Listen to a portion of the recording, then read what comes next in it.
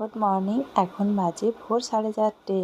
সকালবেলায় ইচ্ছে করলো যে কিছু খাই। সকাল তো এখনও হয়নি, কিন্তু খিদেটা বেশ ভালোই পেয়েছিল, তাই পাম্পকিন চিপসগুলো নিয়ে খেতে বসে গেলাম। আজ সারা রাত কোনো ঘুম হয়নি, তাই কি করব বলো, বসে বসে একটু একটু একটু করে ভিডিও বানিয়ে তারপরে এখন দেখছি প্রচুর খিদে পেয়েছে। এখন কি আর খাবো সেটা ভেবে এই চিপসগুলো আমি খেলাম, কারণ এগুলো না খুব উপকার, যখন তখনই এভাবে খাওয়া যায়।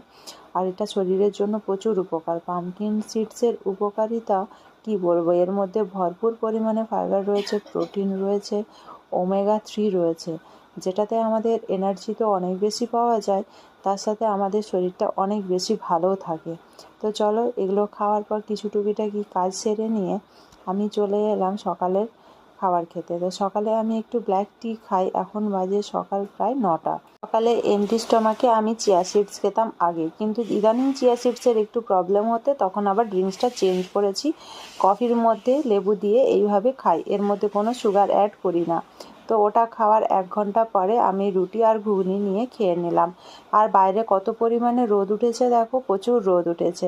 এই গাছটাকে আজকে যত্ন করে বাঁধলাম, আর তার সাথে বাড়ির কিছু কাচা ধোয়া সমস্ত কাজ সেরে নিয়ে তারপরে ভাবলাম তোমাদের সাথে এই গাছগুলো একটু শেয়ার করি। আমার এই অ্যালোভেরা গাছগুলো আমি কিছুই দিই না, এমনিই আছে টবের মধ্যে, কোনো রকম খাবার দাবার দেওয়া হয় না। তোমরা একটু বলো তো কী দিলে এই গাছগুলো একটু মোটা হবে। আর এখানে এই পাতাবাহারের যে গাছটা প্রায় সময় তোমাদের দেখায়, আবার এখন বেড়ে উঠেছে। অনেকবার ভিডিওতে আমি দেখিয়েছি যে এগুলো ছোট ছোট করে লাগিয়েছিলাম, সেগুলো এখন ভর্তি হয়ে গেছে। আর এই দেখো কত জামা কাপড় কেচেছি। তারপরে দুপুরের খাওয়া দাওয়া করে আমি রেস্ট নিচ্ছিলাম। তারপরে ভাবলাম বিকেল হয়ে গেছে, মেঘ মেঘ করেছে, চলো একটু ইডলি বানাই। তাই কয়েকটা কারি পাতা নিতে এসেছিলাম চাটনি বানাবো বলে। কারি পাতা খেতে তো আমার অনেক বেশি ভালো লাগে। তোমাদের কার কার পছন্দ কমেন্ট করে জানিও। আর এই দেখো বৃষ্টি শুরু হয়ে গেছে।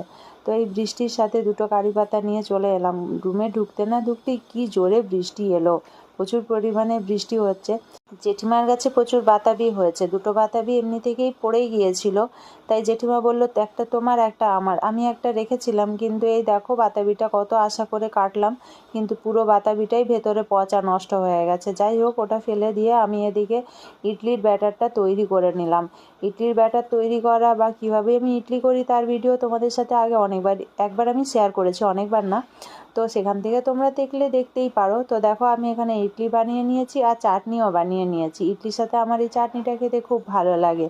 রাতের খাওয়ার কমপ্লিট করে চলে এলাম ঘুমোতে। তো চলো, সবাই সুস্থ থেকো, ভালো থেকো, সাবধানে থেকো। আর যদি ভালো লাগে লাইক এবং শেয়ার সাবস্ক্রাইব করে এগিয়ে যেতে সাহায্য করো। Good night.